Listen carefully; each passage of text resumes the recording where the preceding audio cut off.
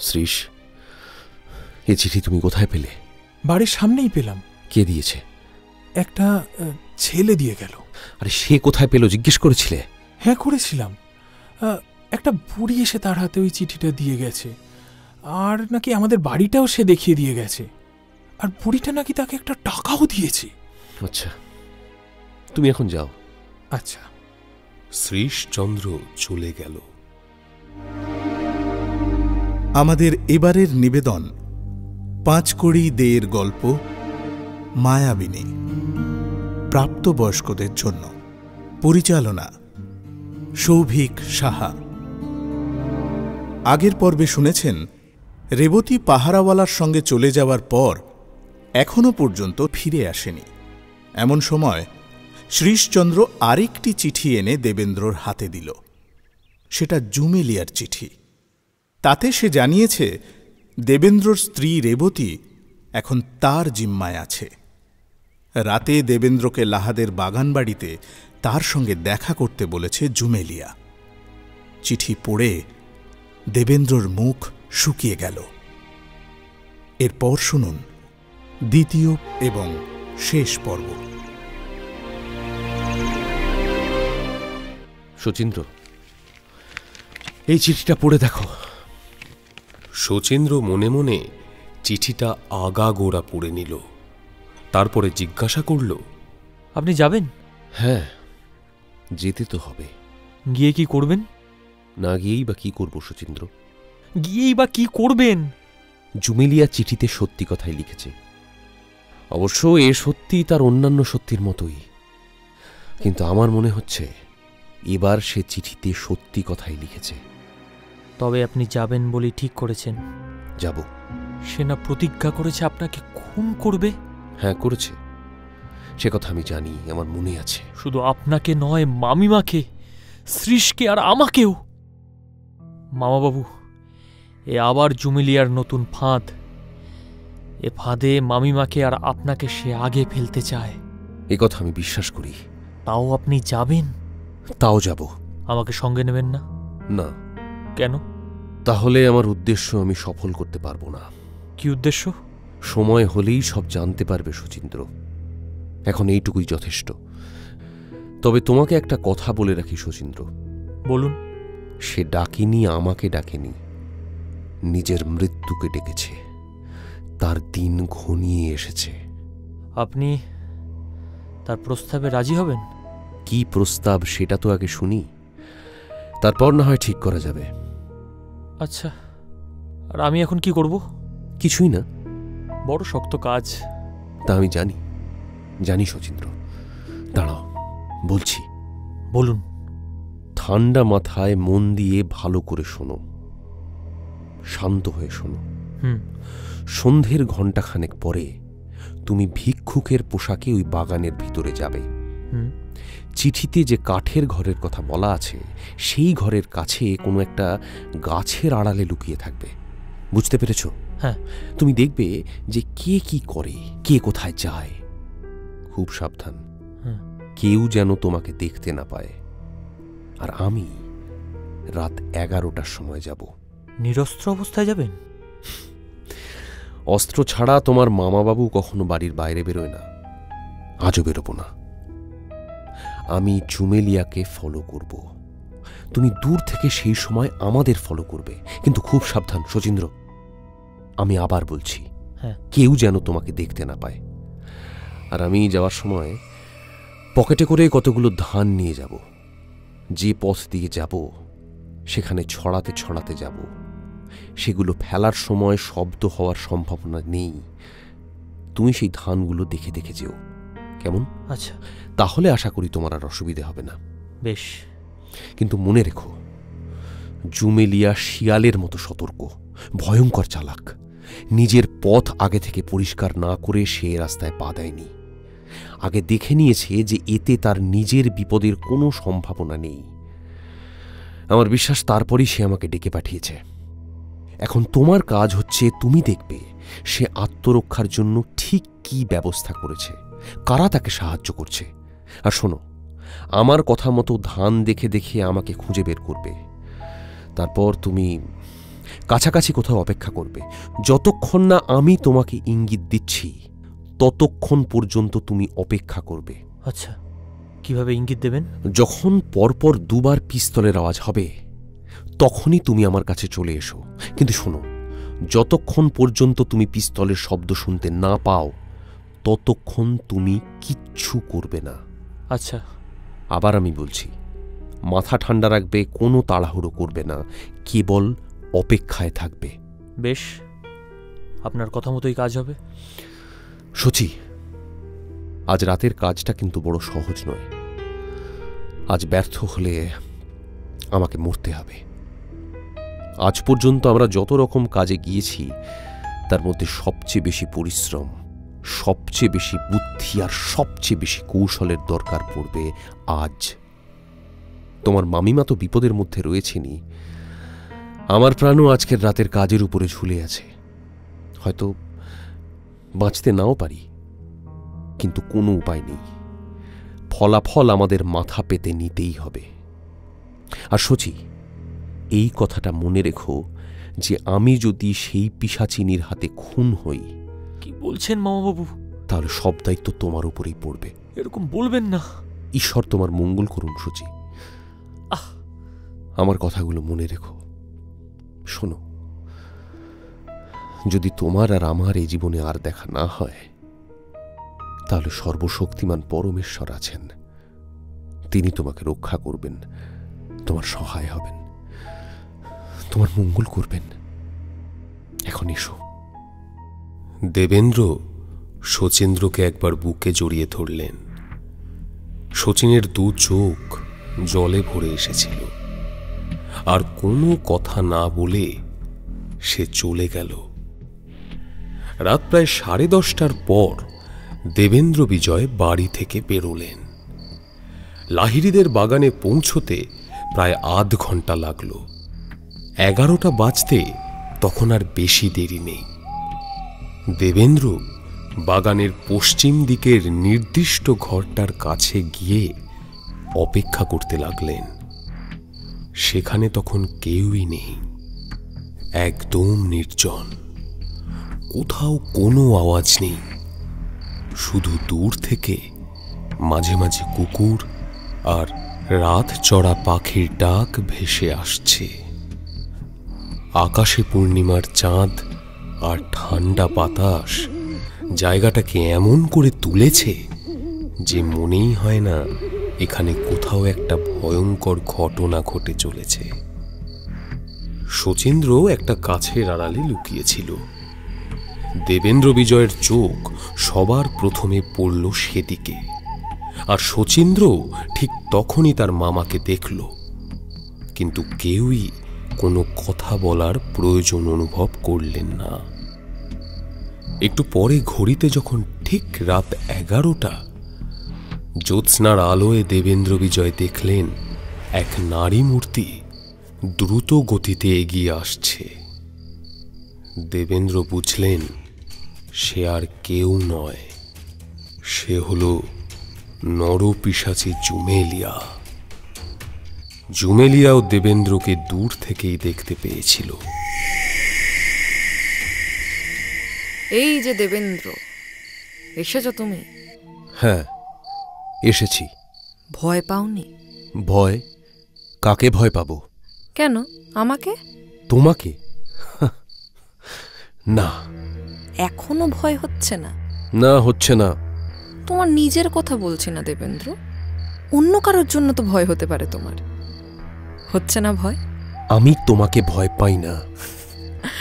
আচ্ছা, সঙ্গে কোনো অস্ত্র আছে? তুমি তো বারণ করে দিয়েছিলে। উত্তরটা তো ঠিক হলো না দেবেন্দ্র বাবু। না, হতে পারে। যা জিজ্ঞেস করছে তার উত্তর দাও। অস্ত্র এনেছো কি আনোনি? তুমি? এনেছি। তাহলে আমিও এনেছি। তুমি তাহলে আমার কথা মতো কাজ করনি। তোমার কথা মতো আমি তোমার সঙ্গে দেখা করতে এসেছি। অস্ত্র আছে কি নেই তাতে কি দরকার? যদি আমার হাতে কোনো অস্ত্র দেখো তখন না হয় জিজ্ঞেস করো। অস্ত্র এনেছো কেন? তার মানে বলছো অস্ত্রের দরকার পড়বে? তুমি বোকা দেবেন্দ্র। নির্বোধ। বোকামির কি দেখলে? আমি আগেই তোমায় বলেছিলাম না, আমার কথা না শুনলে তোমার স্ত্রী রেবতী মরবে। তা বলেছিলে।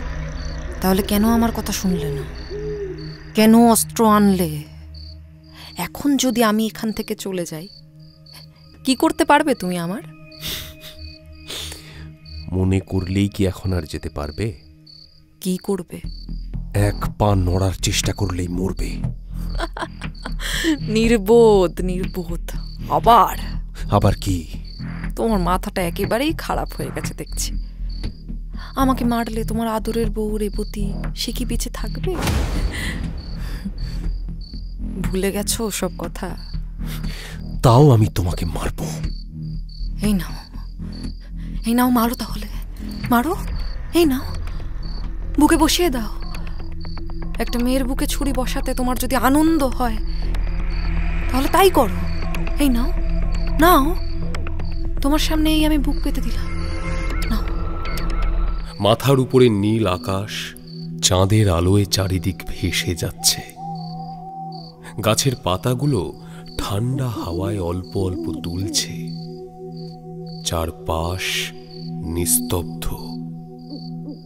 সেই নীরব নির্জন বাগানে দেবেন্দ্র বিজয়ের সামনে জুমেলিয়া বুক পেতে বসে আছে। দেবেন্দ্র মুহূর্তের জন্য বিচলিত হলেন। তার সারা শরীর কেঁপে উঠল। রক্তের মধ্যে দিয়ে বিদ্যুতের মতো তার অনুভূতির স্রোত ছোটাছুটি করতে লাগল। কি বলবেন তিনি বুঝতেই পারলেন না। একেবারে চুপ করে কাঠের মতো দাঁড়িয়ে রইলেন তিনি। কি দেবেন? চুপ কেন? অস্ত্র বের করো। হাত উঠছে না কেন? ওহো, তোমাকে যত দূর নিষ্ঠুর মনে করেছিলাম ততটাও নও তাহলে। তাহলে তাহলে অস্ত্র আনলে কেন? দরকার হলে ব্যবহার করব বলে। বেশ, আপাতত তোমার কাছে যে অস্ত্র আছে আমার হাতে দিতে পারো? না। পারো না? বেশ, তবে তোমার সঙ্গে আমার কোনো কথা নেই। তোমার সঙ্গে তবে আমার কোনো সন্ধি হলো না। ক্ষতি কি? এই অবস্থাতেও তুমি আমার সঙ্গে শত্রুতা করবে? না, আমি আমার কাজ উদ্ধার করতে এসেছি। দেবেন্দ্র বিজয় কথাগুলো বললেন খুব ধীর স্থির আর গম্ভীর স্বরে। অনেকটা যেন ঝড়ের আগের মেঘের গর্জনের মতো শোনালো তার গলাটা। জুমেলিয়া তার আঁচ পেয়ে মনে মনে অস্থির হয়ে উঠল, কিন্তু বাইরে সে কিছুই প্রকাশ করল না। চুপ করো, আমার একটা কথা আছে, শোনো। আজ আমার একটা কথা রাখবে, জীবনে অন্তত একবারের জন্য। কি কথা? তুমি আজ তোমার অস্ত্র ব্যবহার করবে না। বলো, বলো করবে না? যদি না করতে হয় করব না। কিসের জন্য অস্ত্র ব্যবহার করবে বলে ঠিক করেছিলে? তোমার চিঠিতে যে কথা লিখেছিলে তার মধ্যে একটারও যদি অন্যথা হয়, হ্যাঁ, তাহলে। ও, এই জন্য? আরো কারণ আছে। কি? যদি আমার স্ত্রীকে বাঁচানোর জন্য দরকার হয় তাহলেও ব্যবহার করব। দরকার হবে না, আমি বলছি কোনো দরকার হবে না। তোমার রেবতীকে বাঁচাতে তোমার কোনো অস্ত্রই তোমার কাজে লাগবে না। তাহলে ব্যবহার করব না? কথা দিচ্ছ? নিশ্চয়ই। একটা কথা বলো তো, তোমার সঙ্গে কেউ এসেছে? না, তোমার কথা মতো আমি একা এসেছি। তোমার পেয়ারের ভাগ্নে শচীন্দ্র এসবের কিছুই জানে না? সে বিছানায় পড়ে রয়েছে। তুমি তো লোক পাঠিয়ে তার সেই হাল করেছ। তাহলে আবার জিজ্ঞেস করছো কেন? না, তুমি একা এসেছো এটা আমার বিশ্বাস করতে একটু অসুবিধা হচ্ছে। অবিশ্বাসের কারণ? আমি একাই এসেছি। তুমি যতই সাবধান হও দেবেন, যতই বুদ্ধিমান হও, জুমেলিয়াকে ছাপিয়ে উঠতে পারবে না। আমি এখনই তোমায় খুন করতে পারি। পারো যদি করছো না কেন? আমার প্রতি এত দয়া কিসের জন্য? আপাতত আমার ইচ্ছে নেই, তাই। জুমেলিয়া, বাজে সময় নষ্ট করো না, তাতে কিন্তু তোমারই ক্ষতির সম্ভাবনা বাড়বে। মাইরি দেবেন, আমরা মিথ্যে সময় নষ্ট করছি জুমেলা। তুমি আমাকে কোথায় নিয়ে যাবে বলে লিখেছিলে না চিঠিতে? হ্যাঁ, কোথায়? বিশেষ কোথাও নয়, ওই যে দোতলা বাড়িটা দেখতে পাচ্ছ, ওটার মধ্যে। ওইখানে তোমার রেবতী আছে, দেখবে? চলো, দেখব। কিন্তু তাহলে তার আগে একটা প্রতিজ্ঞা করতে হবে। কি বলো? আমার অনুমতি ছাড়া তুমি রেবতীকে ছুতে পারবে না, রাজি? বেশ, তাই হবে। চলো। এসো, এসো আমার সঙ্গে। দেবেন্দ্র বিজয়কে নিয়ে বাগান পেরিয়ে জুমেলিয়া সেই বাড়ির দিকে চলল। বাড়িটা বাগানের বাইরে, অনেক দিন মেরামত করা হয়নি, একেবারে জীর্ণ দশা। অনেক জায়গায় চুন সরকি খসে ইট বেরিয়ে পড়েছে, কোনো কোনো জায়গায় দেওয়াল তো একেবারে ভেঙে পড়েছে। একদিকে দেবেন্দ্র বিজয় আর জুমেলিয়া যখন সেই বাড়ির দিকে এগোতে লাগলেন, অন্যদিকে শচীন্দ্র তখন ভিক্ষুকের ছদ্মবেশে গাছের আড়াল থেকে বেরিয়ে এলো। কোন পথে তারা কোন দিকে যাচ্ছেন স্থির দৃষ্টিতে দেখতে লাগলো সে। মিনিট 5 সেইখানেই দাঁড়িয়ে রইল সে। তারপর সেদিকে যাওয়ার জন্য এক পা সামনে এগোতেই তার চোখে পড়ল আরেকটি লোক সেদিক থেকে এগিয়ে আসছে। শচীন্দ্র তাড়াতাড়ি ছেঁড়া উত্তরীয়টা গাছের তলায় পেতে দিয়ে তার উপরে শুয়ে পড়ল।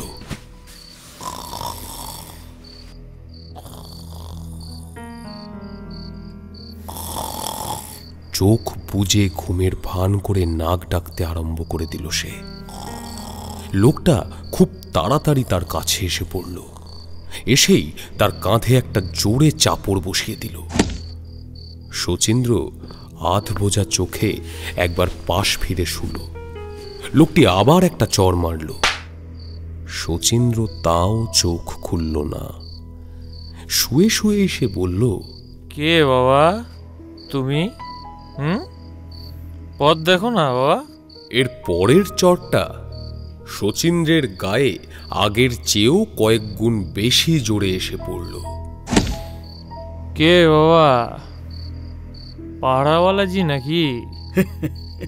বাবা, গাছের তলায় পড়ে একপাশে ঘুমোচ্ছি, তোমার বুঝি আর সহ্য হলো না নাকি? আদর করে চড় মারতে আরম্ভ করে দিয়েছো? হ্যাঁ, আমার অপরাধটা কি দেখলে বাবা? अरे नहीं नहीं, मैं पहरेदार नहीं हूं। তবে কে বাবা? অপদেবতা নাকি? গরিব মানুষ একপাশে পড়ে আছি, এই কেন ঘাটাচ্ছ বলো তো? আমার ঘুমটা ভেঙে দিয়ে তোমার কি এমন স্বর্গলাভটা হবে? আরে ভাই, আমি একটা কথা জিজ্ঞেস করতে এসেছি। আমাকে আবার কেন? ওই যে তাল গাছ দেখতে পাচ্ছ, ওই যে তাল গাছ, ওগুলোকে জিজ্ঞেস করো যাও। আরে क्या बात कर, আমার চেয়ে অনেক বড় মাথা, অনেক ভারী কিরে বাবারে বাবারে, যাও। আসলে আমি এদিকের পথটা ঠিক চিনি না, যদি তুমি বলে দাও খুব উপকার হয়। পথ? সিধে লোক, সিধে পথ দেখো, যাও যাও। আরে अजीब মুসিবত है यार, আমি তো পদ্মপুকুরের দিকে যাব। কোন পথ জানো? পথটা বলে দাও, আমি তোমাকে না হয় 1 পয়সা দিয়ে দিচ্ছি। পদ্ম পুকুর? তা শ্বেত পদ্মের না নীল পদ্মের? লোকাল বাত। ও, রামরাজা বুঝি আবার কলিযুগে দুর্গোৎসব আরম্ভ করেছে নাকি? আরে পাগল আছো নাকি তুমি? 5 জন মিলে আমাকে তাই করেছে দাদা। আর খোয়াড়ি ধরলে পাগল তো পাগল, সে সব দিকে গোল লেগে যায়। তবে চললাম। এই নমস্কার, ব্রাহ্মণ হও তো প্রণাম। আসি। এই দাঁড়াও, কোথায় যাচ্ছ? আরে আর কোথায় যাবো বাবা বলো তো, সুরি মামার দর্শনে যাচ্ছি। চলি, হ্যাঁ চলি। শচীন্দ্র চলে যেতেই লোকটিও আরেক দিকে চলে গেল। কিন্তু একটু বাদেই বাগানের অন্যদিকে আবার দুজনের দেখা হয়ে গেল। আরে अजीब बात है, তুমি সুরি মামার কাছে গেলে না? তাই তো কথা। আর ঘুরে ফিরে তোমার কাছে এসেই পড়েছি দেখছি। পৃথিবীটা গোল নিশ্চয়ই, নইলে ঘুরতে ঘুরতে ঠিক তোমার কাছে আবার এসে পড়বো কেন? হ্যাঁ আসি, হ্যাঁ নমস্কার। আরে ব্রাহ্মণ যদি হও তো প্রণাম, হ্যাঁ চলি। এবার শচীন্দ্র বাগান থেকে বেরোনোর পথ ধরল। লোকটি তীক্ষ্ণ দৃষ্টিতে শচীন্দ্রকে দেখতে লাগল। যতক্ষণ তাকে দেখতে পাওয়া যায় ততক্ষণ তার দিকে তাকিয়ে রইল সে। তারপর মনে মনে ভাবল, না, এই বেটাকে ভয় পাওয়ার কোনো দরকার নেই। আর পাগল মাতাল আছে। আগে ভেবেছিলাম ওই গোয়েন্দার চট্টর হবে। দেবেন্দ্র বিজয় আর জুমেলিয়া যেদিকে গিয়েছিল এই লোকটিও সেই দিকেই গেল।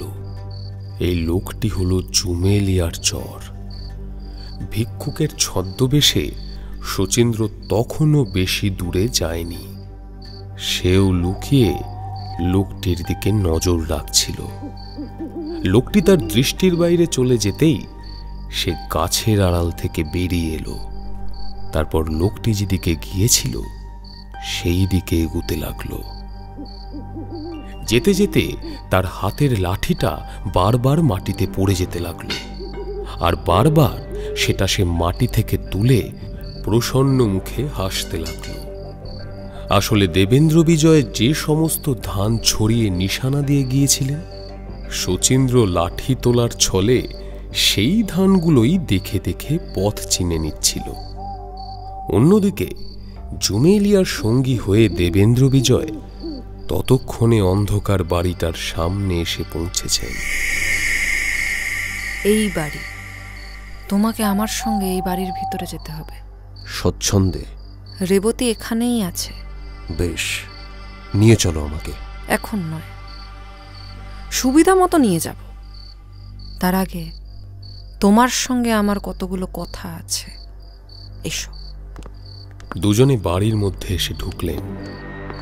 অন্ধকার উঠোনে পা দিয়েই দেবেন্দ্র বিজয় তার জামার ভেতর থেকে লুকোনো একটা লণ্ঠন বের করলেন।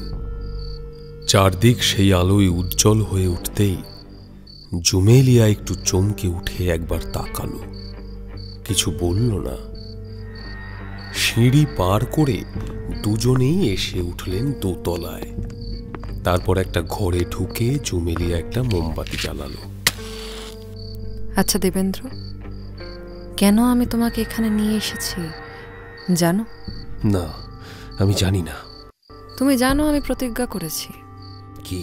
তোমাকে আমি খুন করব। সে তো আমার জানা। শুধু তোমাকে নয়, তোমার সঙ্গে যারা আছে তাদেরও। তাও তো জানি। তোমার কি মনে হয় আমি আমার প্রতিজ্ঞা পূরণ করতে পারবো? যদি পারো করবে। আমি পারি। তবে চেষ্টা করে দেখো। কিন্তু এখন আমার আর সেই ইচ্ছে নেই। আমি তোমার সঙ্গে একটা বন্দোবস্ত করতে চাই। আচ্ছা, কি ব্যাপারে? ব্যাপারটা একটু অন্যরকম, হয়তো অবাক হবে। আমি এখনই তোমাকে, রেবতীকে, তোমার ওই শচীন্দ্রকে ছেড়ে দিতে রাজি আছি। এর মধ্যে তোমার নিশ্চয়ই কোনো একটা বিশেষ উদ্দেশ্য আছে। ছি, যদি তুমি আমার কথা রাখো, আমাকে সাহায্য করো, আমি ভেবেছি সমস্ত খারাপ কাজ ছেড়ে দেব। এখন থেকে আমি ভালো মেয়ে হব। সে সময় কি এখন আর আছে জুমেলা? আছে, এখনো অনেক সময় আছে। শুধরানোর অনেক সময় আছে এখনো। বেশ, বলো কি উপায়? তুমি তুমি আমাকে সাহায্য করো যাতে আমি ভালো হতে পারি। তুমি আমাকে পিশাচি, ডাকিনি এইসব বলে ডাকো, আমি জানি। তুমি চাইলে সেই ডাকিনিকে দেবী করে তুলতে পারো। করবে সাহায্য আমায় দেবেন্দ্র? তোমার এসব কথার কি মানে জুমেলা? উত্তর দাও দেবেন, উত্তর দাও। আমার কথা ঠিক করে উত্তর দাও, ঠিক করে বলো তো, বলো তো দেবেন, আমি কি সুন্দরী? হ্যাঁ, তুমি সুন্দরী, এ কথা কে অস্বীকার করতে পারে? কেমন সুন্দরী? তোমার জঘন্য স্বভাবের ছাপ যদি তোমার মুখে না পড়তো তাহলে তুমি সুন্দরী হতে পারতে। আমি তোমার মতো সুন্দরী আর দেখেছি কিনা সে নিয়ে সন্দেহ হতো। মনোরমার চেয়েও সুন্দরী? আর আর রেবতীর চেয়েও? হ্যাঁ, সবার চেয়ে। তুমি সুন্দরীর সৌন্দর্য ভালোবাসো না দেবেন্দ্র? প্রশংসা করি। আচ্ছা আচ্ছা দেবেন্দ্র, আমার আমার ভিতরে সমস্ত পাপের কালি যদি মুছে যায়, সব যদি ধুয়ে যায়, তাহলে কি আমি তোমার মনের মতো সুন্দরী হব? না, আমি তোমাকে ঘেন্না করি। যদি তোমার মনের বাধা না থাকতো তাহলে কি তুমি আমাকে ভালোবাসতে পারতে দেবেন? না। এ কথায় জুমেলিয়ার নিঃশ্বাস প্রশ্বাস প্রায় বন্ধ হয়ে এলো। মুখ মুহূর্তের জন্য লাল হয়ে উঠল, আর তারপর একেবারে কালিতে ঢেকে গেল। তাহলেও তুমি আমাকে ভালোবাসতে পারতে না দেবেন? তাহলেও না। দেবেন্দ্র বিজয়, আমার বয়স এখন 36 বছর। এই 36 বছরের মধ্যে অনেকে আমার প্রেমে পড়েছে, কিন্তু আমি এমন কাউকে দেখিনি যাকে আমি অল্প হলেও ভালোবাসতে পারি। কিন্তু তোমাকে দেখে আমি একেবারে অধৈর্য হয়ে পড়েছি। তুমি আমাকে ভালোবাসো না, আমার পরম শত্রু তুমি। তাও আমি নিজেকে কোনোভাবে সামলাতে পারিনি। আমি জানতাম যে আমার এই আশা মেটবার নয়, তাই তোমাকে খুন করার প্রতিজ্ঞা করেছিলাম। ভেবেছিলাম তোমাকে খুন করতে পারলে কোনো না কোনো দিন তোমাকে ভুলে যেতে পারবো। যাক সে কথা। আজ তোমাকে কেন ডেকেছি জানো দেবেন? তোমার সঙ্গে আমি একটা বন্দোবস্ত করতে চাই। তখন থেকে এক কথা বলছো বন্দোবস্ত। কি বন্দোবস্ত সেটা বলো এবার। বলছি, আশা করে তুমি আমার কথা রাখবে। যদি কোনো ক্ষতি স্বীকার করতে না হয় অবশ্যই রাখবো। বেশ, সত্যি করে বলো তো, তুমি রেবতীকে সত্যি ভালোবাসো? হ্যাঁ। তাকে বাঁচাতে চাও? চাই। তাকে বাঁচানোর জন্য তুমি সব কিছু ছাড়তে পারবে?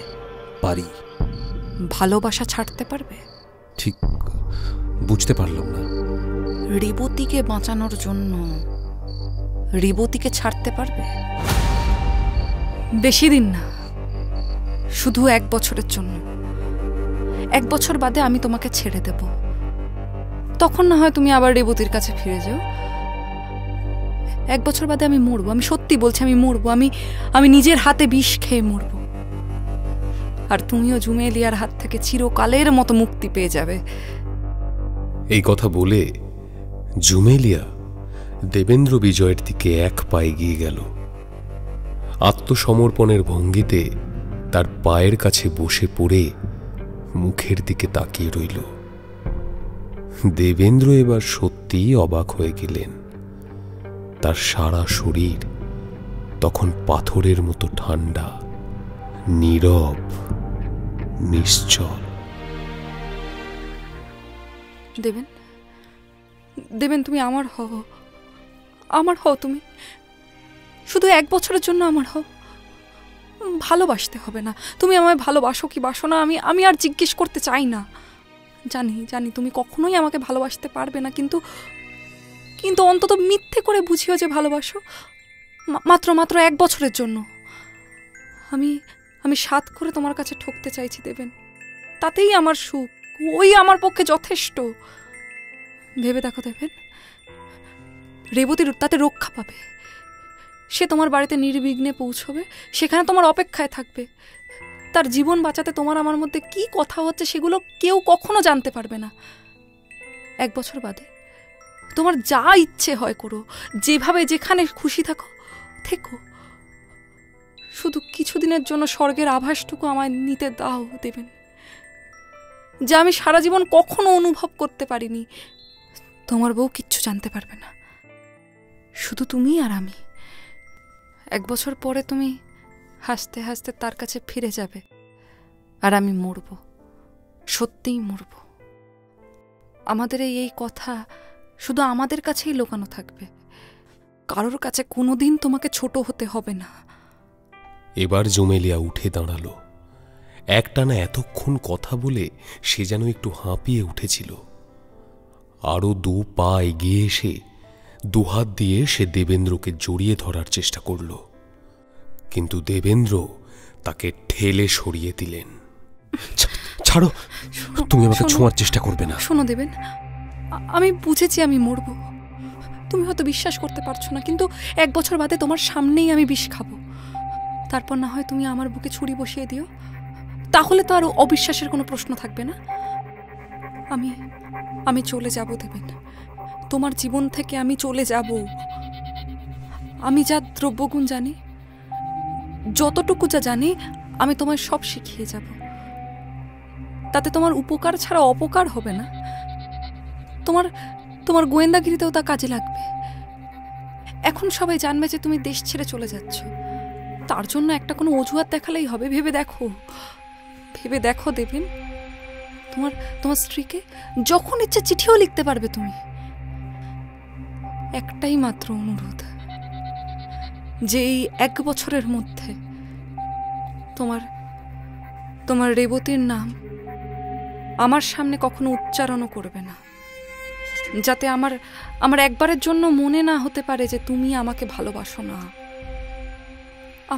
আমার কথার উত্তর দাও দেবেন, বলো, প্রতিজ্ঞা করো। আমি তোমাকে যা বললাম তাতে তোমার আর কোনো অমত নেই। আমি এখনই তোমাকে রেবতীর কাছে নিয়ে যাচ্ছি। সে এখন মরার মতো পড়ে আছে। যে ওষুধে তার জ্ঞান হবে, সে ওষুধ আমি তোমার হাতেই দিয়ে দেব। তুমি না হয় খাইয়ে দিও, তখনই তার জ্ঞান ফিরে আসবে। শরীরে কিছু ক্ষতি হবে না, আগে যেমন দেখেছো আবার তেমন ভাবেই দেখতে পাবে। কিন্তু আমার কথা না মানলে রেবতীকে কেউ বাঁচাতে পারবে না। জগতের কোনো বিজ্ঞান, কোনো ডাক্তার তার জ্ঞান ফেরাতে পারবে না। খুব বেশি কিছু চাইছি না দেবেন, ভালোভাবে ভেবে দেখো। একটা মাত্র বছর চাইছি। তুমি তো বলেছো রেবতীকে বাঁচাতে তুমি সব কিছু করতে পারো। কেবল 1 বছরের জন্য তোমার কাছে তোমায় ভিক্ষা চাইছি। উত্তর দেওয়ার আগে ভালো করে ভেবে দেখো। আমি যা বললাম তার 1 বিন্দু নড়চড় হবে না। দেখো তুমি ভালো করে ভেবে দেখো। দেবেন্দ্র বিজয়ের সামনে জল ভরা চোখে লাল মুখ নিয়ে সোজা হয়ে দাঁড়িয়ে রইল জুমেলিয়া। দেবেন্দ্র বিজয়ও একই রকম স্থির হয়ে রইলেন, কিন্তু তার মনের অস্থিরতা চেহারায় কিছু মাত্র প্রকাশ পেল না। কি হলো দেবেন, রাজি আছো? রেবতী কোথায়? এখানেই আছে। আমাকে তার কাছে নিয়ে চলো। কি জন্য? এভাবে তোমার কথার উত্তর আমি কি করে দেব? আমি আগে তাকে দেখব, তারপর ভেবে চিন্তে উত্তর দেব। আমি এখনই তার কাছে নিয়ে যেতে পারি তোমায়। তবে নিয়ে চলো। তারপর আমার কথার উত্তর দেবে? হ্যাঁ, দেব। তাহলে এসো, আমার সঙ্গে এসো দেবেন। জুমেলিয়া দেবেন্দ্র বিজয়কে নিয়ে গেল পাশের ঘরে। সেখানে গিয়ে দেবেন্দ্র দেখলেন একটা ছেঁড়া শতরঞ্চির উপর মৃতপ্রায় অবস্থায় পড়ে রয়েছে রেবতী। মুখ মরার মতো ম্লান। তাকে দেখেই দেবেন্দ্রর বুকের ভেতরটা কেঁপে উঠল। এমন অবস্থায় তিনি এর আগে কখনো পড়েননি। তার মনের মধ্যে যে ঠিক কি হচ্ছিল সে যন্ত্রণা বর্ণনা করা যায় না, কিন্তু বাইরে তার কিছুই বোঝা গেল না। তীব্র দৃষ্টিতে তিনি তাকালেন জুমেলিয়ার দিকে। জুমেলিয়া, আমার উত্তর না। যদি মরে তো মরবে। ব্যস্ত হয়েও না দেবেন, ভালো করে ভেবে দেখো। আমি ভেবে দেখেছি, আমার উত্তর না। তাহলে তুমি রাজি হবে না? না, হব না। তুমি না বুদ্ধিমান। তোমার রেবতীর এই দশা দেখে তুমি এই উত্তর ঠিক করলে। হ্যাঁ, করলাম। কেন? কোত্থেকে এত সাহস পাচ্ছ বলো তো? রেবতীর কিছুই হয়নি। ওই শরীর খারাপ হলে ওটুকু মুখ সকলেরই শুকোয়। জুমেলা, তুমি যত দূর নিচে নামতে পারো নেমেছ, কিন্তু তুমি যত খারাপই হও না কেন, পবিত্রতা যে কি জিনিস তা তুমি বুঝতে পেরেছ। তারপরও তুমি বলছো যে তুমি আমায় ভালোবাসো। ভালোবাসি দেবেন, এখনো বলছি ভালোবাসি। হতে পারে, কিন্তু জুমেলা, আমি তোমাকে ঘেন্না করি। এমন ভাবে কথা বলো না দেবেন। তাহলে এই তোমার উত্তর? আমি তো অন্যায় কিছু বলিনি। তুমি আমার কথা ঠিক বুঝবে কিনা আমি জানি না। তোমার মধ্যে, জুমেলা, তোমার মধ্যে যদি সত্যি একটা নারী সুলভ মন থাকতো তাহলে হয়তো বুঝতে। আচ্ছা, একবার ভেবে দেখো, তুমি যদি রেবতী হতে আর তোমার স্বামী তোমাকে খুব ভালোবাসতেন, আর কোনো একটা দুর্ঘটনায় আজ ওই রেবতীর মতো কোনো এক জায়গায় তুমি ওই অবস্থায় পড়ে থাকতে, তখন তোমার স্বামীর কাছে ঠিক তোমার মতো অন্য কেউ এমন জঘন্য প্রস্তাব নিয়ে আসতো, তাহলে তোমার নিজের জীবন বাঁচাতে তোমার স্বামীকে কি অন্য নারীর হাতে তুলে দিতে পারতে? তবে কি আমার কথার উত্তর না? তাহলে তুমি তোমার মৃত্যুর কারণ হবে, তাই তো? তবু আমার মত কিছুতেই বদলাবে না জুমেলা। তবে রেবতী মরবে। মরে তো মরবে, তবে জেনে রাখো জুমেলা, সে একা মরবে না। তুমি আমায় ভয় দেখাচ্ছ। তোমাকে আমি ভয় পাই না দেবেন। ভয় পেতে আমি শিখিনি। আজ শিখবে। আচ্ছা, না শিখলে আমার কাজ হবে কিভাবে? তোমার কাজ? কি কাজ দেবেন? তোমার মতো পিশাচ হতে চেষ্টা করব। একটা একটা করে তোমার মাথার সমস্ত চুল টেনে ছিঁড়ব, যতক্ষণ না তোমার ওই মাথার একটা চুলও বাকি থাকে ততক্ষণ ছিঁড়ব। তারপর আমার এই ছুরিটা পুড়িয়ে লাল করব। এই ছুরিটা, এই যে দেখছো দেবেন, এইটা পুড়িয়ে লাল করব। তারপর তোমার কপালে আর দুই গালে চেপে ধরব, আর এইটা দিয়েই তোমার চোখ দুটো উপড়ে নেব। জুমেলিয়া হাসতে গেল, কিন্তু পারল না। দেবেন্দ্র বিজয় আবার বলতে লাগলেন, ভেবো না জুমেলিয়া, আত্মহত্যা করার কোনো সুযোগ তুমি পাবে।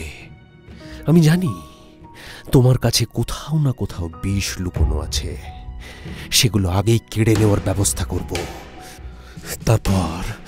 তারপর নেড়া মাথায় ঝলসানো মুখে তোমাকে রাস্তায় ছেড়ে দিয়ে আসবো। তোমার চোখ থাকবে না, লোকে তোমায় দেখবে কিন্তু তুমি কাউকে দেখতে পাবে না। ওই অবস্থায় জুমেলা ভিক্ষা করে বেড়াবে তুমি। না, তুমি এসব করবে? আমি করব। যতক্ষণ না তুমি মরো ততক্ষণ তোমাকে আমি ছাড়ব না। নতুন নতুন যন্ত্রণা দেওয়ার ব্যবস্থা করব আমি। দাঁড়াও দেবেন, দাঁড়াও। এত সহজ আমাকে তোমার এতই সহজ মেয়ে বলে মনে হয়?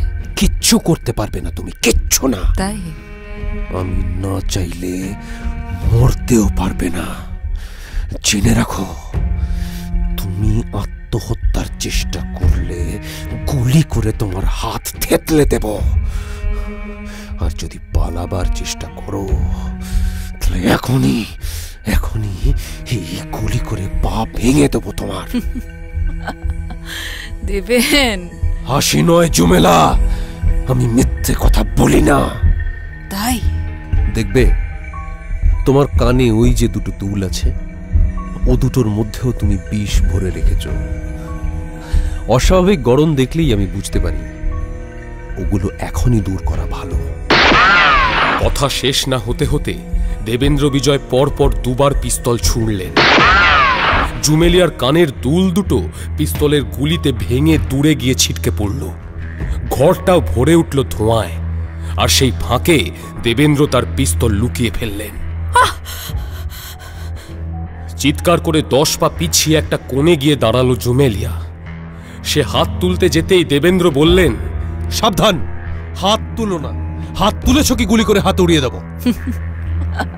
শুনে রাখো জুমেলা, এটা কিন্তু হাসির সময় নয়, এটা শেষ দেখার খেলা। পরপর দুবার বন্দুকের শব্দ করেই দেবেন্দ্র বিজয় বুঝলেন যে শচীন্দ্র তখনই এসে পড়বে, ঠিক যেমন আগেই তিনি শচীন্দ্রকে বলে রেখেছিলেন। মুহূর্তের মধ্যেই শচীন্দ্র নিঃশব্দে জুমেলিয়ার পেছনে এসে দাঁড়ালো। দেবেন্দ্র তাকে দেখতে পেলেন ঠিকই, কিন্তু জুমেলিয়া জানতে পারল না শচীন্দ্র এর মধ্যে ভিখারির বেশ ছেড়ে পুলিশের ইউনিফর্ম পরে নিয়েছে। জুমেলা, তুমি একদিন বলেছিলে না যে মরার পরেও তুমি আমাকে তাড়া করবে? কি মনে আছে নিশ্চয়ই? এবার শোনো, আমি যদি মরতাম আমিও তোমার পিছু নিতে ছাড়তাম না।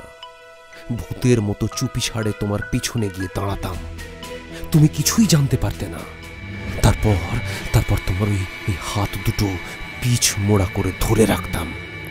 তোমার আর নড়াচড়ার শক্তি থাকতো না। বুঝতে পেরেছ? না। এইবার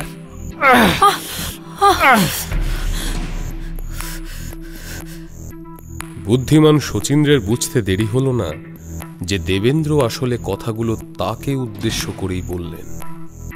শচীন্দ্র তক্ষুনি জুমেলিয়ার হাত দুটো পিছমোড়া করে ধরল।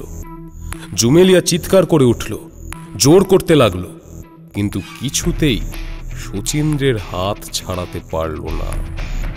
জুমেলিয়া, এইবার তুমি অসহায়, আর পালানোর কোনো উপায় নেই। হাত কড়া পড়ার জন্য তৈরি হও। হ্যাঁ, এবার তৈরি হও। কি কি যন্ত্রণা তোমার জন্য অপেক্ষা করছে সব মনে আছে তো তোমার? তার জন্য প্রস্তুত হও। যা বলেছি তার একটাও বাদ যাবে না। তখনই জুমেলিয়াকে হাতে হাত করা আর পায়ে বেড়ি পরিয়ে দেওয়া হলো, আর তারপর দেবেন্দ্র বিজয় তাকে একটা চেয়ারে বসিয়ে লোহার শিকল দিয়ে তাকে বেঁধে ফেললেন। এইবার জুমেলিয়া শচীন্দ্রকে দেখতে পেল। পোড়া মুখ আমার, আগে কিছুই বুঝতে পারিনি। যাকে তুমি পাহারা দিতে বাগানে রেখে এসেছিলে, তাকে যদি হাত মুখ বেঁধে গাছতলায় ফেলে না রাখতুম তাহলে ঠিকই জানতে পারতে। যাকে এখন কিন্তু আমাদের দয়ার উপরই তোমার বাঁচা মরা নির্ভর করছে। হ্যাঁ জুমেলা, যাকে ভালোবাসো বলছিলে, এখন তারই দয়ার ওপর তোমার বাঁচা মরা নির্ভর করছে যে। তবে তুমি আমার সঙ্গে সন্ধি করতে চাও না? কেন করব তোমার সঙ্গে সন্ধি? রেবতীকে বাঁচাতে চাও না তুমি? যদি পারি তো বাঁচাবো। তাহলে সাত করে ব্যাঘাত ঘটাচ্ছ কেন?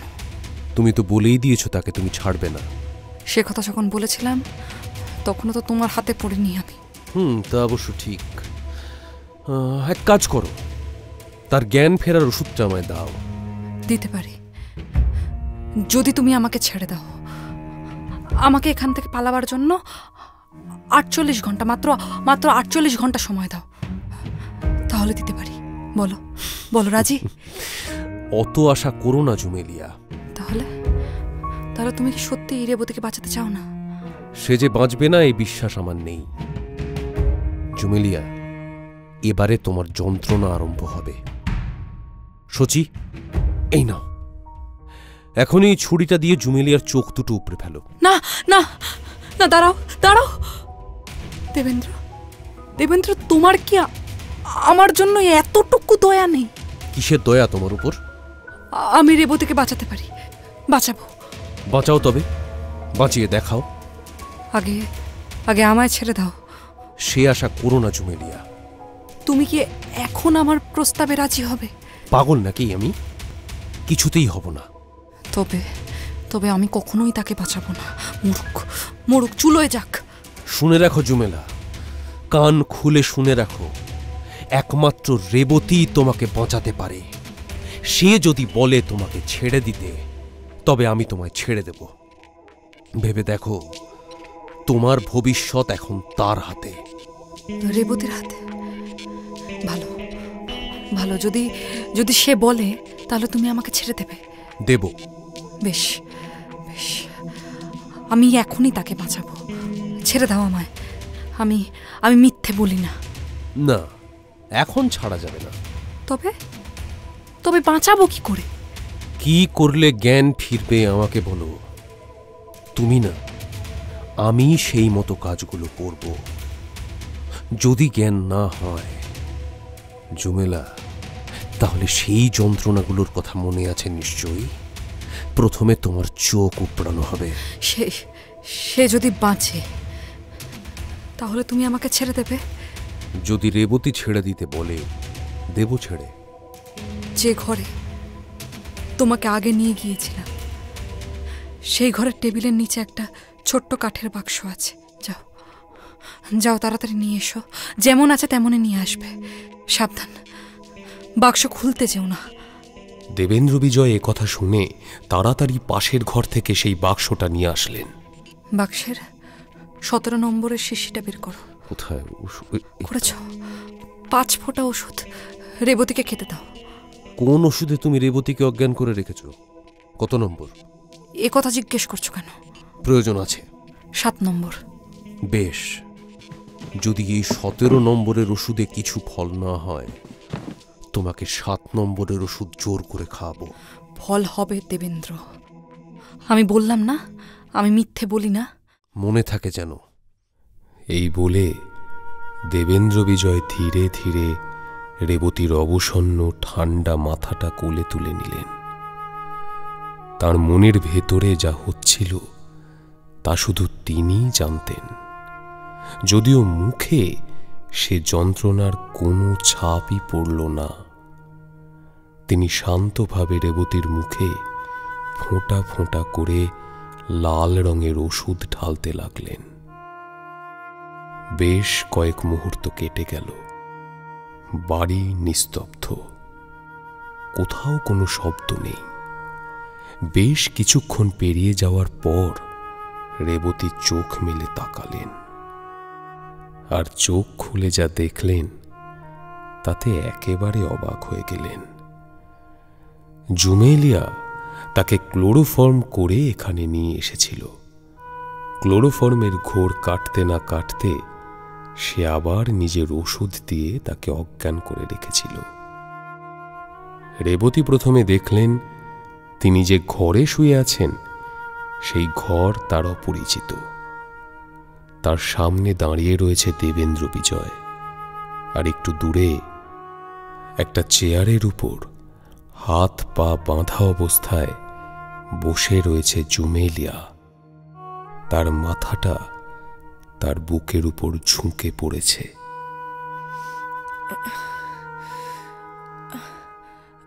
আমি কোথায় কোথায় এটা? হ্যাঁ রেবতী, কেমন আছো রেবতী? ভালো, আগের চেয়ে ভালো। তুমি এখানে? উঠতে পারবে? হ্যাঁ পারবো। হাঁটতে পারবে? হ্যাঁ পারবো, শুধু মাথাটা একটু ভারী ভারী লাগছে। কিন্তু এটা কোন জায়গা? আমরা এখানে এলাম কিভাবে? দেবেন্দ্র বিজয় খুব অল্প কথায় এ পর্যন্ত যা যা ঘটেছে তার সবটাই বললেন রেবতীকে। শুধু বললেন না, জুমেলিয়ার অবৈধ প্রেম প্রস্তাবের কথা। ঘটনার কথা বলা শেষ করে দেবেন্দ্র বললেন, রেবতী, এখন তোমার হাতে জুমেলার ভালো মন্দ নির্ভর করছে। আমি জুমেলার কাছে কথা দিয়েছি, তোমার কথা মতো আমি কাজ করব। যদি তুমি তাকে মুক্তি দিতে চাও, আমি মুক্তি দেব। যদি তুমি মুক্তি দিতে না চাও, দেব না। তোমার যা ইচ্ছে।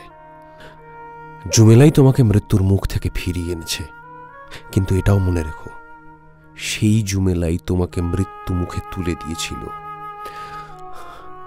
তুমি ভেবে চিনতে যা সিদ্ধান্ত নেবে। আমি এখন এখান থেকে যাচ্ছি, আমার থাকার এখানে প্রয়োজন নেই। শুধু একটা কথা বলে যাই, তুমি জুমেলিয়াকে স্পর্শ করবে না, এমনকি কাছেও যাবে না। তোমার যা সিদ্ধান্ত নেওয়ার নিও। দেবেন্দ্র বিজয় শচীন্দ্রকে সঙ্গে নিয়ে বাইরে বেরিয়ে গেলেন।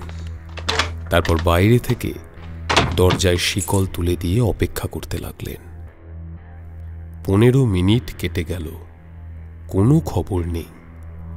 আরো 10 মিনিট পর দেবেন্দ্র বিজয় অস্থির হয়ে উঠতে লাগলেন। তিনি পকেট থেকে ঘড়ি বের করে দেখতে লাগলেন।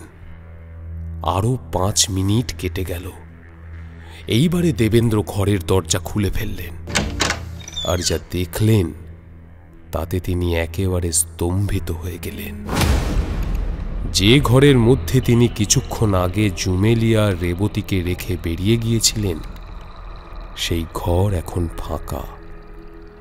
রেবতী বা জুমেলিয়া কেউই নেই, তাদের কোনো চিহ্ন মাত্র নেই। দেবেন্দ্র দুহাত দিয়ে নিজের চোখ ঘষতে লাগলেন। তবে কি তিনি স্বপ্ন দেখছেন? চেয়ারের কাছে গিয়ে দেখলেন জুমেলিয়াকে যে শিকল দিয়ে বেঁধে রাখা হয়েছিল সেটা চেয়ারের নিচে পড়ে রয়েছে। হাতকড়িয়ার বেড়িও সেখানেই পড়ে আছে। অন্য কোনো একটা চাবি দিয়ে সেগুলো খুলে ফেলা হয়েছে। চেয়ারের উপরে পড়ে আছে এক টুকরো কাগজ, আর তাতে লেখা, কি দেবেন্দ্র, আবার যে কে সেই হাঁদারাম গোয়েন্দা একটা। রেবতী আবার আমার হাতে। ক্ষমতা থাকে তো উদ্ধার করো। জুমেলা কি করে পালালো? জুমেলা তো বাঁধা ছিল। কেবল বাঁধা নয়, তার সামনে রেবতীও ছিল। সচি, আমি তো কিচ্ছু বুঝতে পারছি না।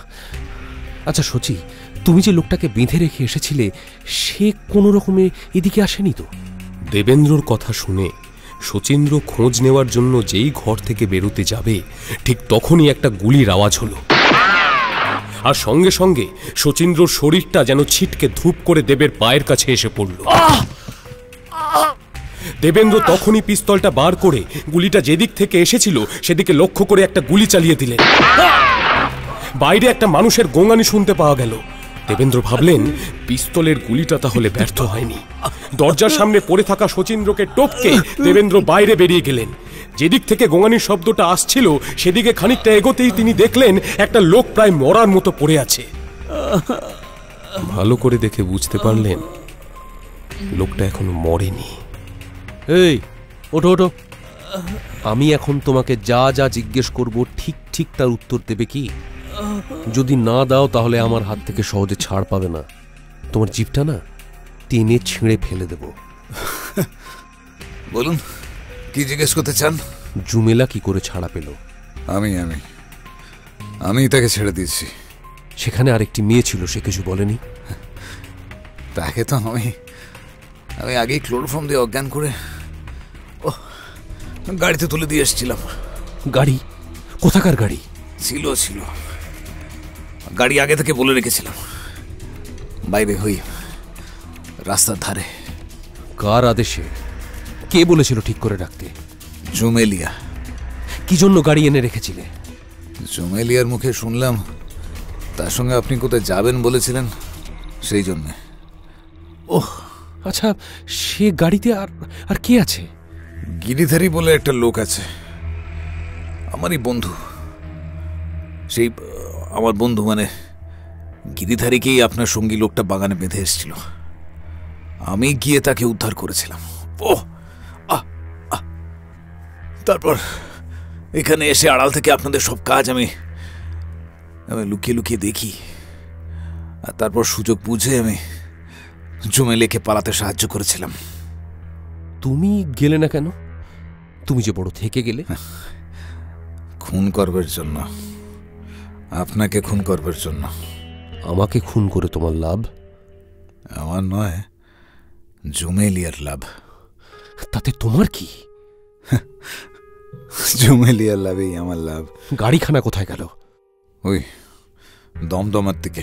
দমদমার কোথায়? কোন ঠিকানায় বলো? ঠিকানা জানি না, তবে ওই বেলগাছি ছাড়িয়ে।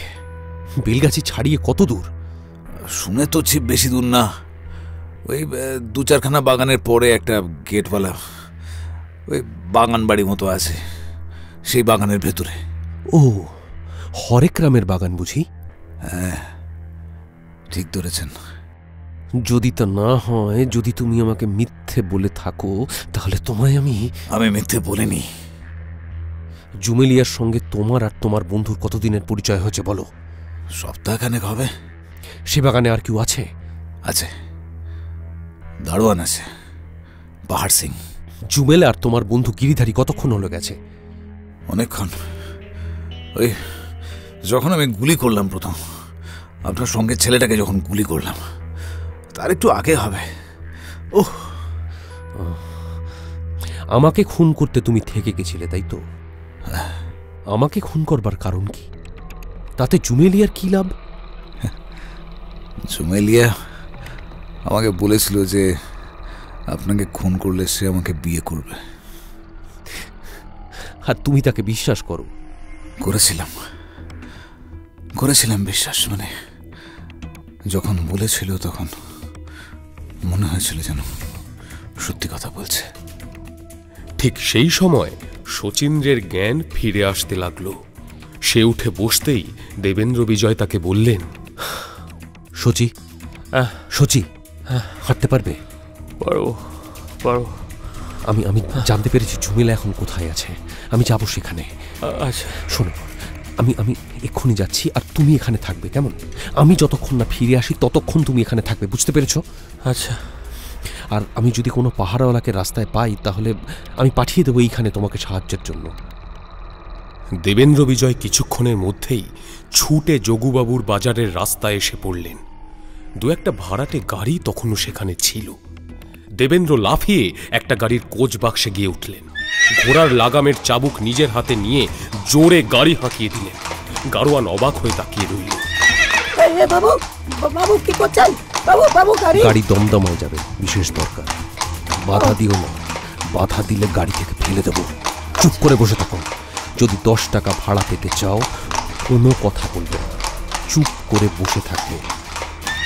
গাড়োয়ান অদৃষ্টের উপর সব ছেড়ে দিয়ে চুপ করে বসে রইল। সে 2 দিনে কখনো 10 টাকা রোজগার করতে পারেনি, আজ এক রাতেই 10 টাকা, ভাবা যায়? গাড়ি তখন নক্ষত্র বেগে ছুটছে। দেখতে দেখতে শ্যামবাজার পেরিয়ে দমদমা এসে পড়ল। হরেকরামের বাগানের কাছে আসতেই গাড়ির সামনের একটা চাকা খুলে ছিটকে গেল। দেবেন্দ্র লাফ দিয়ে মাটিতে নেমে পড়লেন। গাড়োয়ানের হাতে একটা 10 টাকার নোট গুঁজে রুদ্ধশ্বাসে ছুটতে লাগলেন। আবার ছুটতে ছুটতে দেখতে পেলেন একটা দোতলা বাড়ি।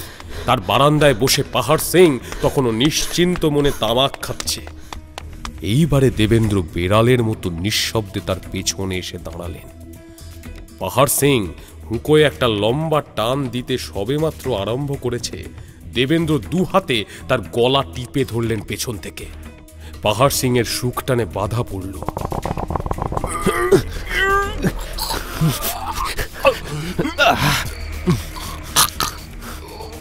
হুঁকো ফেলে পাহাড় সিং গোগো করতে লাগলো। দেখতে দেখতে চোখ উল্টে অজ্ঞান হয়ে পড়ল সে। তখন দেবেন্দ্র বিজয় তার গলা ছেড়ে দিয়ে তারই জামা কাপড় দিয়ে তাড়াতাড়ি তার হাত পা বেঁধে ফেললেন, আর মুখে একটা কাপড় গুঁজে মুখটা বন্ধ করে দিলেন। বৈঠকখানায় এসে দেবেন্দ্র দেখলেন সেখানে কেউ নেই। এক পাশে একটা বিছানা। দেবেন্দ্র ক্লান্তভাবে তার উপর বসে পড়লেন। অনেকক্ষণ পরে বাগানের বাইরে একটা গাড়ির আওয়াজ হলো। সেটা শুনে দেবেন্দ্র একটু চমকে উঠলেন। জানালা দিয়ে দেখলেন জ্যোৎস্নার আলোয় একটা গাড়ি গেট পার হয়ে বাগানের মধ্যে ঢুকল। দেবেন্দ্র বুঝলেন এই গাড়িতেই নিশ্চয়ই জুমেলিয়া আর তার স্ত্রী রেবতী রয়েছে। কোচম্যানের জায়গায় যেই লোকটি বসে রয়েছে সেই নিশ্চয়ই গিরিধারী সামন্ত। দেখতে দেখতে গাড়িটা বাড়ির সামনে এসে দাঁড়ালো, আর গিরিধারী লাফ দিয়ে মাটিতে নেমে পড়ল। পাহাড় সিং, পাহাড় সিং! জুমেলিয়া চিৎকার করে ডাকতে লাগলো, কিন্তু পাহাড় সিং এর কাছ থেকে কোনো উত্তর পাওয়া গেল না। গিরিধারী বলল, মুরুগে, হতভাগা পাজি, গেল কোথায়? হয়তো গাঁজা খেয়ে বেহুশ হয়ে পড়ে আছে। মুরুব্বি যাক। আচ্ছা আচ্ছা গিরিধারী, তুমি বরং আমার বোনকে তুলে নিয়ে যাও। দেবেন্দ্র মনে মনে ভাবলেন, বোন? জুমেলিয়ার বোন? তার সারা শরীর কাঁপতে লাগলো। গিরিধারী বলল, এ মরে গেছে নাকি? মরেছে? না না না না, এখনো মরেনি। যাও যাও, তুমি একে তুলে নিয়ে যাও। তা নিয়ে রাখবো কোথায়? বৈঠকখানা ঘরে। যাও যাও, তাড়াতাড়ি করো। বৈঠকখানার ভেতরে দেবেন্দ্র বিজয় তাদেরই অপেক্ষায় ছিলেন। গিরিধারী সেখানেই আসবে জেনে দরজার পাশে লুকিয়েছিলেন দেবেন্দ্র। অজ্ঞান রেবতীকে নিয়ে গিরিধারী সেই ঘরের ভেতরেই এসে ঢুকল। ঘরে আলো ছিল না, তাই দেবেন্দ্র বিজয়কে গিরিধারী দেখতে পেল না। আধ খোলা জানালা দিয়ে অল্প একটু জ্যোৎস্নার আলো ঘরটাকে সামান্য আলোকিত করে তুলেছিল। আর ঠিক সেই সময় দেবেন্দ্র বিজয় নিঃশব্দে তাকে আক্রমণ করলেন। ঠিক যেভাবে পাহাড় সিংকে বন্দী করেছিলেন সেইভাবেই গিরিধারীকেও বন্দী করে ফেললেন। কোনো শব্দ হলো না, কিন্তু কার্যসিদ্ধি হল। গিরিধারীর মৃতকল্প দেহ খাটের নিচে রেখে রেবতীর কাছে এগিয়ে এলেন তিনি। মুখের কাছে মুখ নিয়ে সেই অস্পষ্ট আলোতে দেখে বুঝলেন আশঙ্কার কারণ নেই। আর ঠিক এই সময় বাইরে থেকে জুমেলিয়া ডাকল, গিরিধারী, গিরিধারী! দেবেন্দ্র বিজয় তাড়াতাড়ি গিরিধারীর গলা নকল করে বললেন, আবার কি হয়েছে? চলে এসো না তুমি। জুমেলিয়া বাইরে থেকেই বলল, এখান থেকে এই ওষুধের বাক্সটার কাপড়গুলো নিয়ে যাও। দেবেন্দ্র বিজয় আবারও গিরিধারীর গলা নকল করে উত্তর দিলেন, রেখে দাও তোমার কাপড় আর বাস্ক। আমি তোমার বোনকে নিয়ে দস্তুর মতো একটা আচার খেয়েছি। দেবেন্দ্র শুনতে পেলেন জুমেলিয়া তার কথা শুনে হাসছে। আর জানালা দিয়ে তিনি দেখতে পেলেন জুমেলিয়া আস্তে আস্তে বাড়ির মধ্যে ঢুকে যাচ্ছে, আর তার হাতের খোলা তলোয়ার চাঁদের আলো পড়ে ধকধক করছে। জুমেলিয়া বৈঠকখানার দরজার কাছে এসে আস্তে করে ডাকল, গিরিধারী, গিরিধারী! তখন দেবেন্দ্র বিজয় তার লুকোনো লণ্ঠন বের করে আলো জ্বেলে দিলেন, আর তীব্র উজ্জ্বল আলো জুমেলিয়ার মুখের উপর পড়ে তার চোখ ধাঁধিয়ে দিল। গিরিধারী এখানে নেই জুমেলিয়া, তোমার অপেক্ষায় আমিই আছি। দেবেন্দ্র, তুমি? হ্যাঁ দেবেন্দ্র বিজয়, তোমার জম, তোমার শত্রু, তোমার পরম শত্রু। দাঁড়াও, নড়বে না। এক পা নড়লে গুলি করব। এতদিন তুমি আমাকে নাস্তানাবুদ করে তুলেছিলে। তোমার জন্য না খেয়ে না ঘুমিয়ে দিন কেটেছে আমার মাথাটাও প্রায় গুলিয়ে যেতে বসেছিল। কিন্তু আজ তোমার নিস্তার নেই। দেবেন্দ্রর হাতে তোমার কিছুতেই নিস্তার নেই। এক পা এগোলেই গুলি করব। দেবেন্দ্র বিজয় রাগে পাগলের মতো হয়ে উঠেছিলেন, কিন্তু জুমেলিয়া ভয় পেল না। মাইরি দেবে, গুলি করবে তুমি? দেবেন্দ্র বিজয় জুমেলিয়াকে গুলি করবে? পারবে না, তোমার সাধ্য নয়। আর তোমার হাতে মরতেও জুমেলিয়ার কলঙ্ক। দেবেন, দেবেন, তোমার হাতে মরবো? যাকে ভালোবাসি তার হাতে মরবো? কষ্ট হচ্ছে দেবেন, আমার কষ্ট হচ্ছে। তাই দেবেন, এখনো বলছি আমি তোমাকে ভালোবাসি, আগেও বাসতাম। ভালোবাসা কথাটা তোমার মুখে মানায় না। এখনো বাসি, মরেও তো ভুলতে পারবো না। ভালোবাসি বলেই তো আজ আমার এই বিপদ। শোনো দেবেন, শোনো, যদি তুমি আমার প্রতিদ্বন্দ্বী না হতে, তোমার চেয়ে 1000 গুণে সেরা অন্য কোনো গোয়েন্দা আমাকে ছুতে পর্যন্ত পারত না। আচ্ছা, শুধু তোমার রূপে, তোমার গুণে যদি আমি না ভুলতাম, তাহলে কোথায় থাকতে তুমি, কি হতো তোমার, তুমি ভাবতেও পারছো না। এতদিনে আবার নতুন করে জন্ম নিতে হতো তোমায়। কিন্তু তোমার প্রেমে পড়ে আমি নিজের সর্বনাশ ডেকে এনেছি। আমার মন আমার নিয়ন্ত্রণে নেই। তুমি যখন তোমার গুরু অরিন্দম গোয়েন্দার অ্যাসিস্ট্যান্টগিরি করতে গিয়েছিলে, ফুল সাহেবকে গ্রেপ্তার করতে গিয়েছিলে, তখন থেকে আমি তোমার প্রেমে পড়েছি। আমার মরার পরেও চিরকাল মনে রেখো দেবেন্দ্র, যে ঝুমেলা তোমার পরম শত্রু, সেই ঝুমেলাই তোমার প্রেমে পাগল। তোমার হাতে মরতে খুব খুব কষ্ট হবে আমার। তার চেয়ে বরং আমি নিজেই তোমার সামনে মরি। অন্তত হাসতে হাসতে মরতে পারবো। তুমিও দেখবে তোমার ঝুমেলা তোমার সামনে হাসি মুখে মরছে।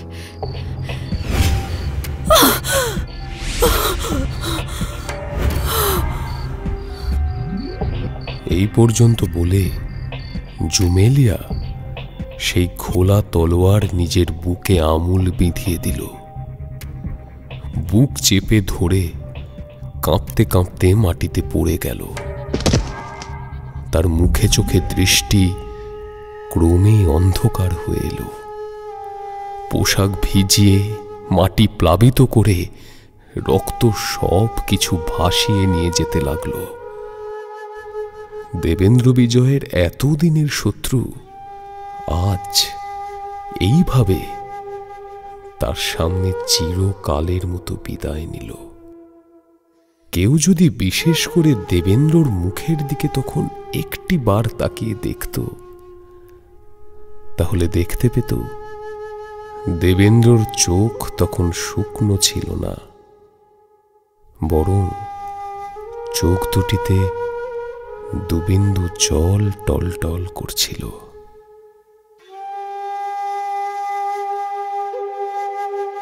শুনলেন পাঁচকড়ি দেয়ের গল্প মায়াবিনী, দ্বিতীয় এবং শেষ পর্ব।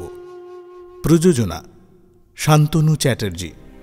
গল্পের কথক ও গিরিধারী সৌমিক মৈত্র। দেবেন্দ্র বিজয় অনুজয় চট্টোপাধ্যায়। জুমেলিয়া কৌশানী মুখার্জি।